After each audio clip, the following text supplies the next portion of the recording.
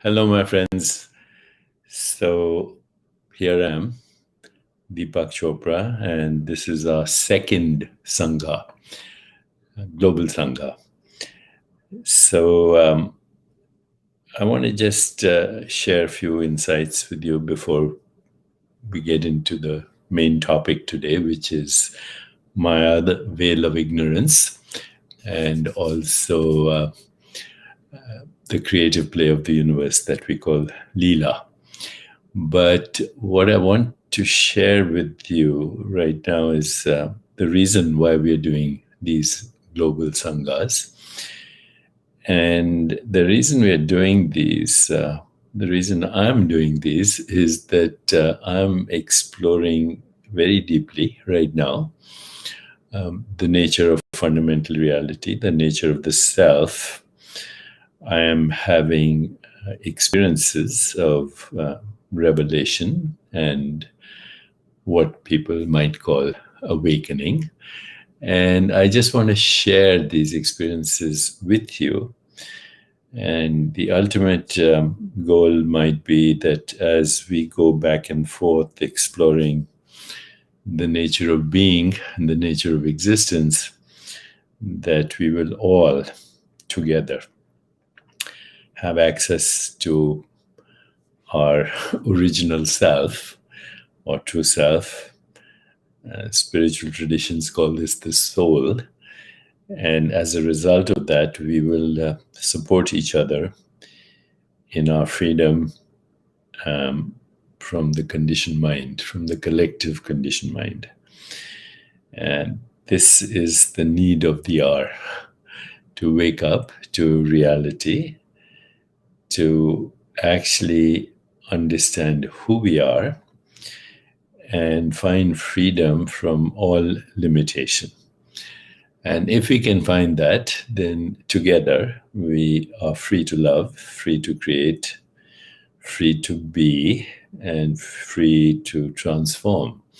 Transform not only our experience of what we call the physical body, but transform our experience of the mind, transform our experience of the emotions we generate, the images we create, and as a result, collectively transform to a more peaceful, just, sustainable, healthier, and joyful world. This has forever been the vision of the Chopra Foundation, which is bringing these sanghas to you every Sunday at 11 o'clock East Coast time. And also, as we do this together, I would love for you to send me questions. I'm seeing a lot of greetings from you, but send me questions. And as we move forward, I'd like these conversations to be more in the direction of questions and answers. Of course, I have lots of material with me to explore sutras and mantras and kriyas and pranayam. And we will definitely bring in luminaries and experts occasionally to go very practically into techniques for transformation, liberation, enlightenment, awakening, whatever we want to call it. But your participation in your questions will help explore this even further. So now I'm seeing all kinds of greetings from Tanzania and Africa and East Africa, from all kinds of places all over the world, from Brazil. I definitely want you to keep sending questions as well so we can explore reality together. Okay, so let's go to the heart of today's discussion. The heart of today's discussion actually comes from perennial questions like, who am I? What do I really want? Why do I exist? What is the meaning of existence? What is the meaning of death? Do I have a soul? Does God exist? And if God exists, does she or he or it care about me? After all, I'm a little person on a minor planet amongst in a solar system which is part of a galaxy that has 100 billion stars, and the galaxy itself is 2 trillion galaxies, 700 sextillion stars, uncountable trillions of planets. So, this planet where we're on right now, planet Earth, name we gave to our planet, Mother Earth, spaceship Earth. And this planet is not even the equivalent of a grain of sand in all the beaches of Mother Earth. Not even a grain of sand. So here we are on a grain of sand, not even in all the beaches of the planet. And then we are biological organisms amongst many. And we are daring to figure out the mystery of existence. Some people would call that hubris, and others would say, why not? Because we actually don't live in a physical world anyway. We live in a mental world. And beyond that, there's another world called the spiritual world. And that's where freedom really is, to create the reality we want, the dreamscape that we want to participate in as provisional identities that we call me, Deepak Chopra, or whoever else. As soon as we're born, we're given a name, we're given an identity, and there we begin our journey of life. And life becomes a continuum of experiences. That's what life is. Some of these experiences we remember, many we don't. So if I asked you, what were you doing on your 7th birthday, you probably don't remember. Okay. If I asked you, do you remember when you learned how to read or speak in English or whatever language you speaking in? If I asked you, do you remember reading or learning how to read ABCD or count numbers, or learned how to walk? Do you remember your life as an embryo? Do you remember what you were doing last week on Tuesday at 4:30? And the answer is probably not. So we have few memories selectively, things we like, dislike, we identify with them. And then we create the notion of mind and body and physical world and material reality. And this is where we need to understand that everything that you're experiencing right now has no scientific explanation. Nothing that you're experiencing right now has a scientific explanation. So right now, you're looking at me on your computer screen. Where is this experience happening? Where is the experience of looking at Deepak Chopra happening? Where is the experience itself happening? And some people would say it's happening in my eyes because visual experience is associated with the eyes. But remember, the eyes are very small, okay? They're about 2.5 centimeters by 2.5 centimeters. They're about 9 centimeters or 11 centimeters apart, etc., etc. And there's no visual image in your eyes at this moment. There's no picture in your eyes. What's going to your brain is an electrical current. There's no picture of me in your brain as well. So where is the picture? You might say it's on the screen, but actually on the screen are electrons going on and off. That's it. So where are you experiencing the visual experience of Deepak? It's not in the brain. There are no colors in the brain. There are no forms in the brain. In fact, there's nothing that we can call experience in the brain. No sound, no taste, no texture, no fragrance, no colors, no forms, no images, no thoughts, no emotions, no feeling, no inspiration, no creativity, nothing that we call an experience. Okay, can be found in the brain right now if you're listening to me, right?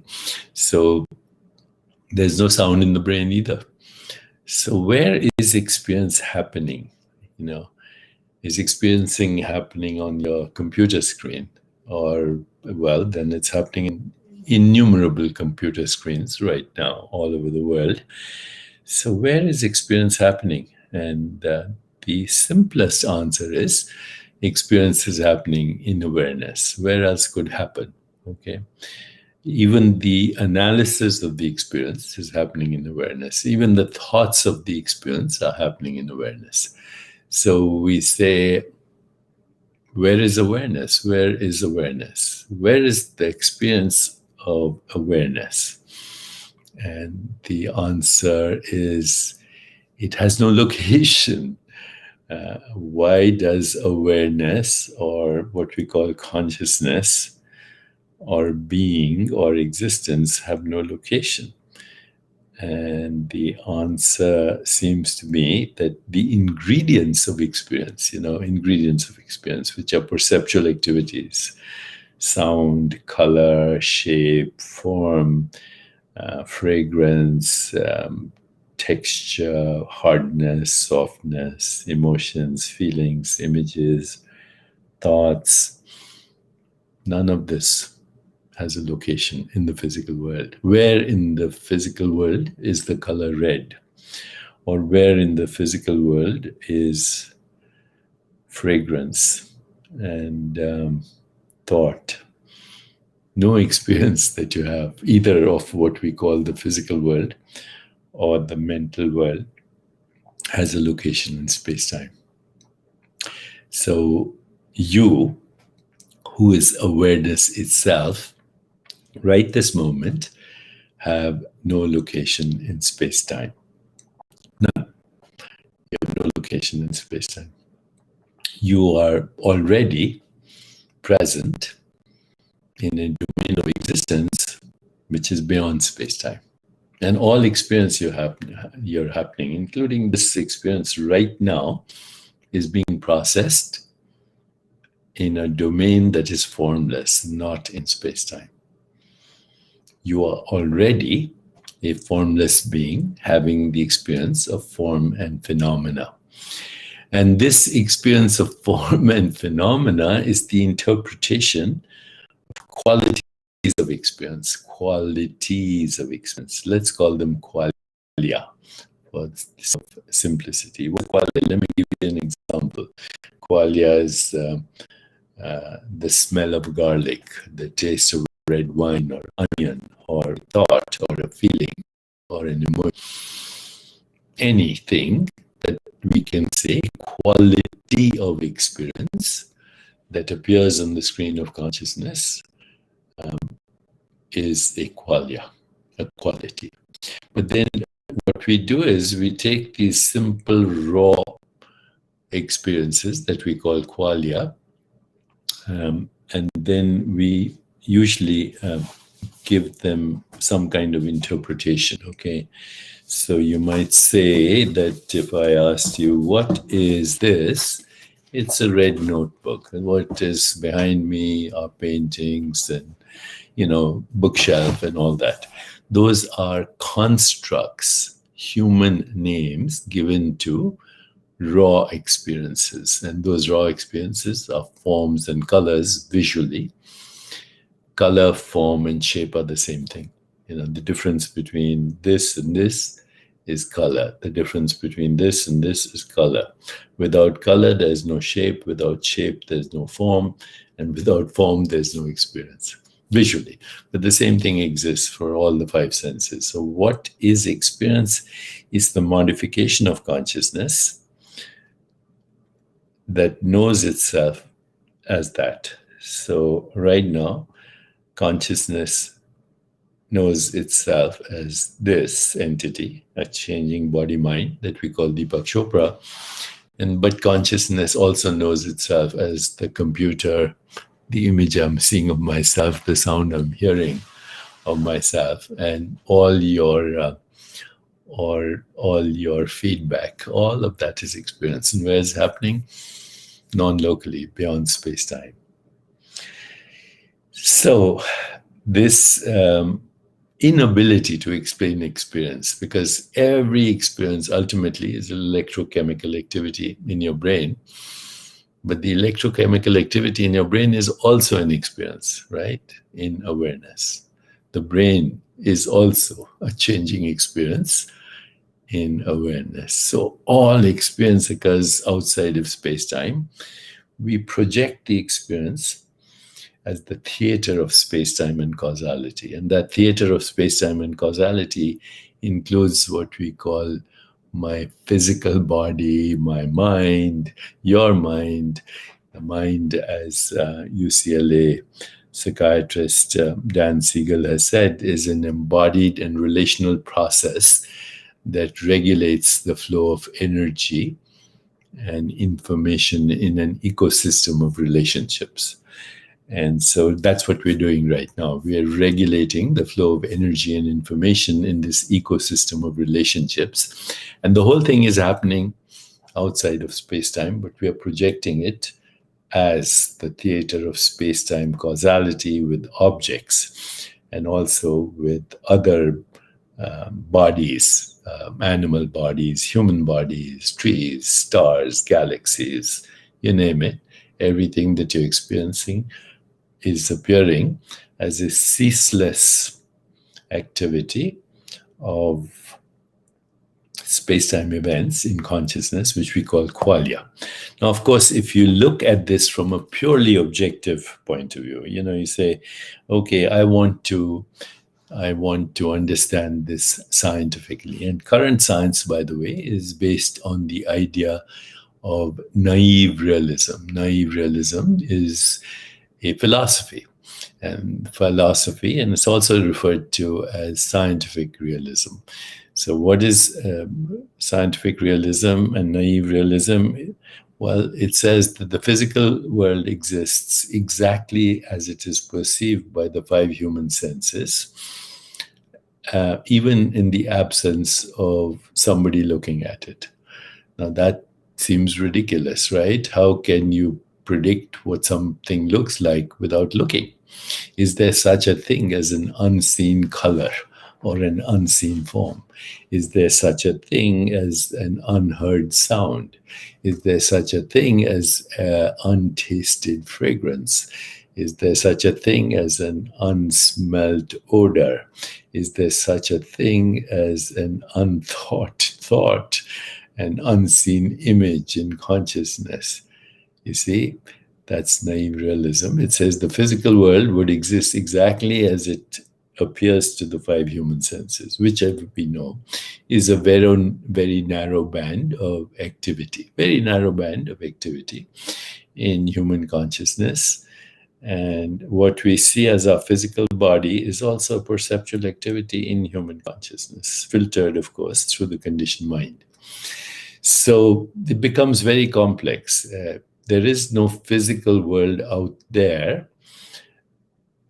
being represented in your brain, in turn, the representation in your brain being interpreted in consciousness as the physical world. So once you really understand that the whole idea of physicality, including the body and the brain, are concepts, are notions, with no truth fundamentally, but a very convenient, what we call projections, illusions, perceived reality. And you say, well, it may be an illusion, but it appears real. Well, that's why it's called an illusion. What is an illusion, but experience is real. But the experience is a changing experience. The experience of your body is a changing experience. If I asked you right now, who's having this experience, you would say, I am having this experience. If I asked you, who's thinking about this experience and interpreting it, you would say, I am interpreting this experience. If I asked you, do you understand what I'm saying? And you could say, I am understanding it, or I'm not understanding it. If I asked you, who experienced your childhood, you would say, I did. If I asked you any question, the referential point is always I. I am is always preceding any experience, including I am Deepak Chopra, okay, or I'm male, or I am Indian, or whatever label I give myself, which is a story. It's always preceded by this expression, I am having this experience. So the great teachers like Atmanand Krishna Menon and Ramana Maharishi frequently call this the I am principle, or other people say I am ness or I am being. It doesn't matter how you phrase it, but I precedes every experience. So, what is this I and where is this I? It can't be found. There's no little Deepak sitting somewhere in my brain looking out through the world through these eyes. It can't be found. Okay, I cannot be found, nor can the location of the experience be found in space, time, or in the theater of what we call causality, where inanimate objects bump into each other, follow the laws of Newtonian mechanics, and then biological organisms move around, interact with each other. And what I'm suggesting is that all of this is a projection and illusion. So here are four fundamental truths that we want to explore as we go through these satsangas to find our own freedom and liberation from the conditioned mind, which is also called the karmic mind, which projects itself as the karmic body and our experiences of what we call karma in the world. Choices we make either consciously or unconsciously, or sensory experiences that we interpret as stories. Those stories are karma. Experience, interpretation of experience is karma, which creates memory, and memories are frequently called sanskaras, which are the seeds of memory. The seeds of memory in turn called vasanas, which are the seeds of desire. And this recycling of karma, memory, desire is the journey that we call existence. And if you understand that you're a non-local being, and then, of course, you not only recycle as these experiences, but you evolve. The soul is that part of yourself that is a piece of the cosmic spirit. But it is not a shattered piece of the cosmic spirit. Our souls are not shattered pieces of universal consciousness. Our souls are differentiated aspects of universal consciousness, just like waves on the ocean, okay? And waves come and go, they mix with each other, and they assume so many forms, waves and currents and whirlpools and puddles and water and rainbows and water vapor and ice and snow and rivers and oceans. All the time, all we're looking at is water. Okay, water is the essence, and so too, in any experience, the essence of experience is being, or consciousness, or awareness. Actually, it's universal awareness, differentiated as personal awareness, and we are conscious agents in a matrix of interbeingness. And this idea is not necessarily, or never was, a new idea. Thich Nhat Hanh, the great Buddhist teacher, would say we are interbeings in the interisness. We are interbeings that interarise in the interisness. And this is the matrix, literally the matrix that is projecting innumerable knowers, innumerable modes of knowing, and innumerable things known. But the innumerable things known are modifications of our own self. So the four fundamental truths, and I'm going to be exploring this very deeply with all of you in the future. The first is that the physical body and material universe are shifting projections of forms or illusions constructed from the evanescent appearances of fluctuating particles. And these are called virtual particles. and you have to very complex experiments to see these particles appearing in and out, popping in and out from an infinite void. But these particles are not actually objective things out there. We give them names, but they're actually evanescent, fluctuating space-time events in a formless ground of existence, which we call I am. The second fundamental truth is that mind is the source of magical lies. These magical lies is what we call Maya, the world appearance, Jagat Mithya in Sanskrit. The third fundamental truth right now is that the universe is the creative play of a non-local consciousness. And when you understand that you are that non-local consciousness, you have infinite ways you can play with the generation of sensations, perceptions, images, feelings, thoughts, or qualia, in order to create qualia chemistry, which we call the experience of mind, body, and universe. So the universe is the creative play of a non-local consciousness. That play is called Leela.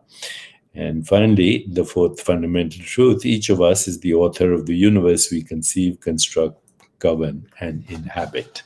So we are actually creating our own experience of reality at all times. And we are doing this either consciously, or we are doing it unconsciously. If we could choose to do it consciously, then we could wake up to the fact that we are ultimately the creator of the universe that we inhabit. So I think today I have shared with you a lot of ideas. They're complex ideas, but we will explore these together if you want. And as we explore them, I'll bring in experts now and then. And the ultimate goal, of course, is self-realization, awakening, and what spiritual traditions call enlightenment. Now, in many traditions, there are stages of enlightenment, from what is called waking, sleeping, dreaming, to what is called transcendental consciousness, finding yourself beyond space-time and causality, and then something called cosmic consciousness, which is knowing yourself as non-local, but knowing yourself as projecting this theater of space-time and causality with objects and other dream characters. And then there's something called divine consciousness, to see the divinity that is the matrix of symbolic representation of conscious agents projecting as the universe. And when you have divine consciousness, you become a divine creator. And then there's unity consciousness, which is Brahman consciousness, or realizing yourself as the formless ground state, and the entire universe as your own projection, what we call Aham Brahmasmi, or Tattvamasi, or Sat Chit Ananda. So lots to explore together.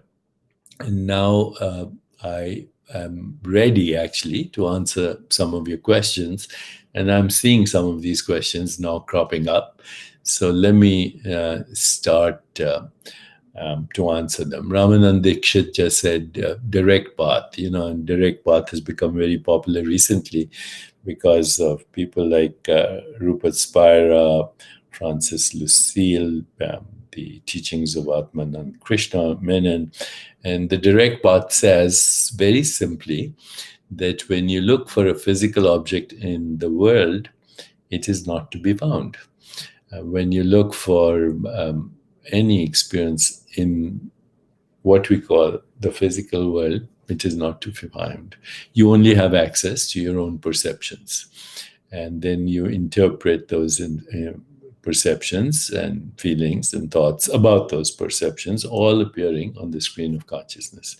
So your mind is an object, thoughts are objects, feelings are objects, intuition is object, thought, any experience, qualia is an object, okay? Any experience is an object. And that object is the modification of the self as appearing as that object. We can go very deep, if you want, philosophically also, into what Immanuel Kant called the thing in itself. We can never know the thing in itself. So when I look at this object, I don't actually know the object because there is no object. What I'm experiencing is qualia, sound, sensation, images, forms, and then I'm interpreting this as an object out there. And same is true of my body. Same is true of my mind. So every experience is I am having this experience. Okay. So what was the experience 5 minutes ago? Who had it? I am.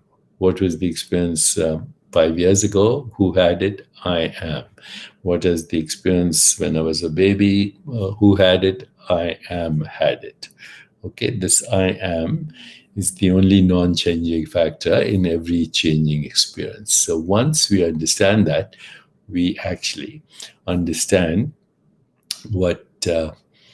how we create reality. We first have a experience of qualia, then we create a story around the qualia. We share the story. If we agree on the story, we call it objective reality. But there's only one subject. Okay, there's only one subject, and that is formless. That subject is formless. It has no location in space-time. It is irreducible. It is without cause, and it is the matrix of all matrices. It's the matrix of the matrix. So the direct method, when I examine my direct experience of reality, then I find that I'm embedded in everything that I call form and phenomena. In fact, form and phenomena are just aspects of myself, tattvamasi. Direct method. And then there are progressive methods which take us through the 8 limbs of yoga, which we will discuss also in great detail. So Jolene Sell says, what is the matrix? The matrix is a very interesting word. Matrix implies a weave, a loom. And the matrix of existence is all of us, conscious agents or conscious beings that are entangled in a loom of existence. There's a quote from the Rig Veda. It says, in Indra's heaven, there's a set of pearls so contained that every pearl reflects all other pearls, but in fact, every pearl is every other pearl. That's a kind of a holographic description of the universe. So you and I are holograms of the total universe. We have a particular perceptual window in the biological organism that we call the body, which is a changing perceptual activity itself in consciousness, but it's also an instrument for observation. So we have a little perceptual window through which we look at the total reality, but it appears different to you and me than to a mosquito or an insect with 100 eyes or a bat or a chameleon. It doesn't matter. Those are different perceptual windows looking at the same holographic universe. And when we get to the bottom of all of this, we feel whole, we feel holy, we feel liberated. So my family is not really my family, Socorro Rodriguez says. Well, look at your hand right now, move it. Okay. You wouldn't be able to do this if the genes of your ancestors were not right now in your hand. Okay, so for every activity, all your ancestors are present right here in your hand. Your parents, your grandparents, their grandparents, going all the way back to the beginning of life. So all human ancestors, all animal ancestors, plant ancestors, microbial ancestors here, just to move my hand or to speak or do anything. So who are you? You are, as usual, the entire universe, and even your genetic information is the symbolic representation of I am And I am includes all ancestors. And I am is present before the Big Bang and after the Big Crunch. And time is the movement of I am, as I am this, I am that. So that is how it works. Let me look at some other questions that you have. Any other questions, my friends? You like the analogy about ancestry? Yes. I am all my ancestors right this moment. What is the best advice you can share to separate awareness from the I? I is the awareness. I is the awareness before it is I am. The universe is in me. I'm not in the universe. Perfect. This is very well stated. I think by Vashishta here, a great name, by the way. Yes, I am not in the body is in me. I'm not in the mind is in me. I'm not in the world is in me. The body, the mind, and the world happen to me as I curve back within myself and create again and again. Sanskrit, Prakratim Swam Vashtabai Vishrajami Puna Puna. Deepak, I'm a great admirer of you. I want to confirm what happens after death. Well, birth and death are happening all the time, right? In every microsecond, qualia appearing, they exist for a moment and then they disappear. Okay, so in Vedanta, this is called the five faces of Shiva. The first is the appearance of qualia. It emerges, the creation of qualia. Then is the experience of qualia. Then is the destruction, disappearance. Then is the incubation, and then is the resurrection.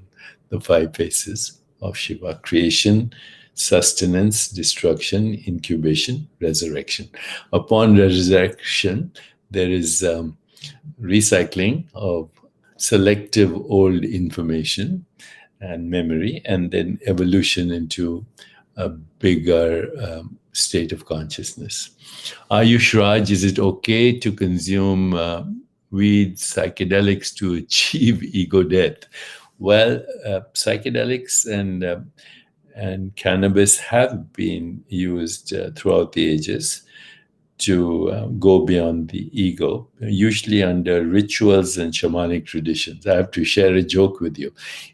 Many years ago, almost 20 years ago, 2001, 2000 actually, when my father passed away, we were taking his ashes up to the Ganges to throw them in the river.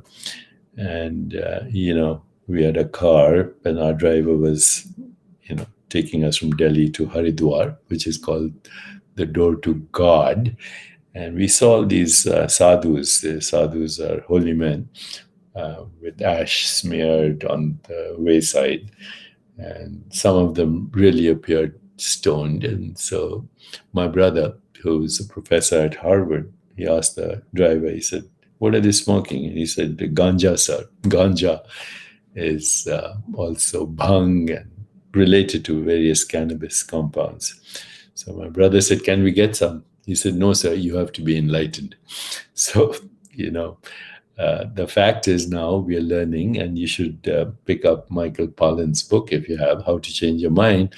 It shows that some of these substances, including psilocybin, MDMA, and all these other substances, they actually decrease the activity of a part of our brain called the default mode network, which is the neural correlate of ego mind. Remember, ego mind is part of the illusion as well, right? And the neural correlate is also part of the illusion. Anything that appears on the screen of consciousness is a modulation of consciousness appearing as that. So, whatever you're experiencing is something you constructed. Now, how can we change that to having an experience of joy, if we want that. Some people like to go to movies with happy endings. Some people like to go to movies that are basically nightmares and give you the heebie-jeebies, as they call them, horror movies. It's a matter of taste. But if we understand how we construct reality, how we conceive reality, how we construct it, how we govern it, if we understand the five acts of Shiva, then we will be able to construct the reality that we want to. And that's what we want to do. Okay, Coltrane, Lord, who's part of our explorers families, he says, great to have this conversation. Well, Coltrane, thank you. And I think we should continue with this conversation more and more in depth. And that can only happen if you send questions, if you raise objections, if you agree, disagree. Together, we explore who we are. So, since the question was asked about death, and I said, birth and death happens all the time, ceaselessly. The storyline, of course, is we are conceived at the moment of conception. We start our journey as a fertilized egg, and then a zygote, an embryo, a baby, a toddler, and so on, all the way to dusty death. But that too, a continuum of experiences occurs in I am. And therefore, death is a human construct, just like birth is a human construct. The real I am is never born and never dies. Twinka, my question is, if we project reality. Oh, I lost you. If we project reality, I lost the question. What is the difference between I, or awareness, you explained, and the I of Krishnamurti? Same, no difference, okay? Krishnamurti spoke very eloquently. Now, he never, by the way, referred to himself as I. He always said the speaker. Okay, I know this is kind of random, but this is the way satsang is supposed to be. Nothing structured, but exploring in the spirit of lightness of being and fun. Here's a little poem I found from Tagore on the meaning of death, and I like it so much that I want to read it to you. Okay. I know that the day will come when my sight of this earth shall be lost, and this form will take its leave in silence, drawing the last curtain over my eyes. But remember, even this form has been recycling ever since it was conceived, okay? This form is not permanent, it's changing, evolving, recycling. Yet stars will watch at night. So I know that the day will come when my sight of this earth shall be lost, and this form will take its leave in silence, drawing the last curtain over my eyes. Yet stars will watch at night, and morning rises before, and hours heave like sea waves, casting up pleasures and pains. When I think of this end of my moments, the barrier of the moments breaks. I break through the barrier of time, and I see, by the light of death, this world with its careless treasures. Rare is its lowliest seat, rare is its meanest of lives. Things that I longed for in vain, and things that I got, let them pass. Let me but truly possess the things that I ever spurned and overlooked. How could you do that? How would you do that? You would do that only if you were present to being. When you're present to the self, to the presence of presence, the barrier of time breaks. And then you know what to pay attention to. So here's a question. I love to listen. I understand most of everything, makes much sense. My husband is starting to understand as I slowly talk to him about spirituality. My question to you is, where did you learn all this teaching, since when? Well, I have been exploring this all my life, but right now I access what people might call information and knowledge in stillness. But of course, I have studied the works of great luminaries, sages, seers throughout the last 50 years. So here is question: what is the best way to accept death? Well, it's happening right now. Birth of a thought, death of a thought, birth of a feeling, death of a feeling, birth of a perception, death of a perception, birth of an image, death of an image, ceaselessly happening. Birth and death. Birth is birth is the opposite of death, but life is the continuum of birth and death. Without death, there is no birth. Without birth, there is no death. So, in biology, there's a condition called apoptosis, programmed cellular death. And when cells forget to die, they are called cancer cells. So death makes life possible. Okay, that's why I read this poem for you. Can you recommend a book? No, I can't find that. Let's see. There's another question here. Knowledge is gained in stillness. How do you tell the difference between knowledge and a dream or something like it? So very good. Anything that you see, anything that you conceptualize, anything that you feel, anything that you imagine, anything that you touch, anything that you feel is a dream. If you can see it, touch it, taste it, smell it, conceptualize it, visualize it, it's a fluctuating dream. It goes by. If I asked you what happened 5 minutes ago, it's already a dream. What happens to these words? It's already a dream. So whatever you can see, conceptualize is a dream. What is not a dream? The awareness that created the dream, which is timeless. Timeless. So long ago says death is part of life. Death is the opposite of birth. Life is the continuum of birth and death, happening ceaselessly and in now. I missed Aurora, and Aurora sent a question, but now I can't find it. Okay, I have to get good at this, and I will, my friends.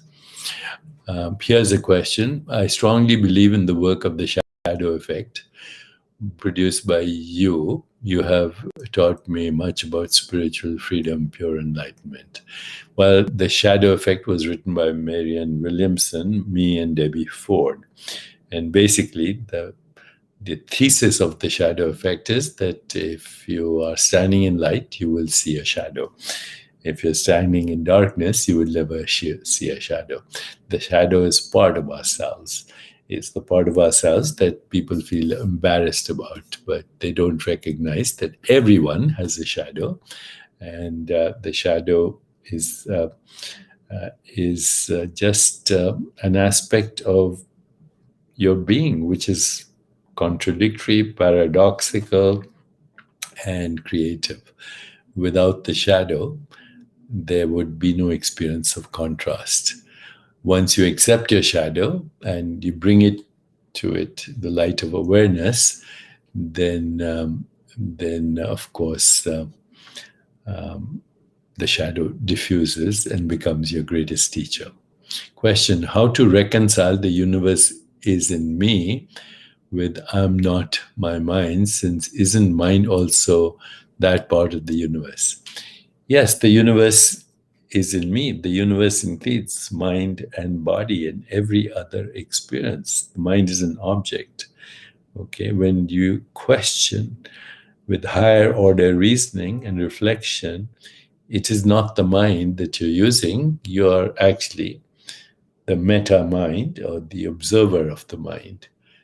So once you recognize that, then it's actually easier to reconcile that the mind is also in me as an activity of the universe. There's no body that can be experienced without a mind, and no mind that can be experienced without a body, but the mind and body are objective modulations of the self, which is formless. So let's do an exercise right now. Close your eyes and imagine snow-clad mountains, a rainbow, the ocean, red roses, the taste of strawberries, the sound of thunder, the soft skin of a newborn baby. All these are qualias. How did you do that? Just intention and attention. By the way, that's how we generate perceptual experience also, through attention and intention. Our fundamental pure awareness is just that. Infinite possibilities, infinite correlation, infinite self-regulation, infinite self-organization, infinite evolution, infinite creativity, and ultimately the realm of unpredictability and the source of attention and intention. Just by knowing that, you will find freedom. Why don't we use our consciousness all together to bring changes to this planet? Well, that's the intention right now. That's the whole basis for why we are doing sangha, so we can all move in the direction of peace, social, economic justice, racial justice, sustainability, health, and pure joy. Okay, so one more question. Let me see. I have some very good questions coming through, and also figuring out how to answer and find these questions. Okay. Any more questions before I say goodbye today? And let's go over the 4 fundamental truths that I explained in the beginning, because I haven't really covered them. And if you like, we'll go over these every day, slowly, exploring reality. So ultimately, we understand that we are the creators of the universe, that Aham Brahmasmi is not a metaphorical statement, but a literal statement. Okay, so 4 fundamental truths. Next time we'll explore. I'll show you some very beautiful illusions also, and show you how we can generate the illusions that we want and upgrade the illusion that we call the planet. Okay, the physical body and material universe are shifting projections, forms, illusions constructed from the evanescent appearance of fluctuating particles, which in reality are fluctuating space-time events in a formless ground of existence. And you are that Tatvamasi.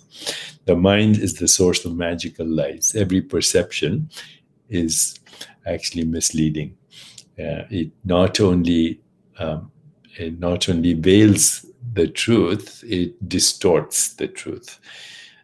Number 3, the universe is the creative playground of non-local consciousness. As a conscious agent, you are that consciousness, a soul.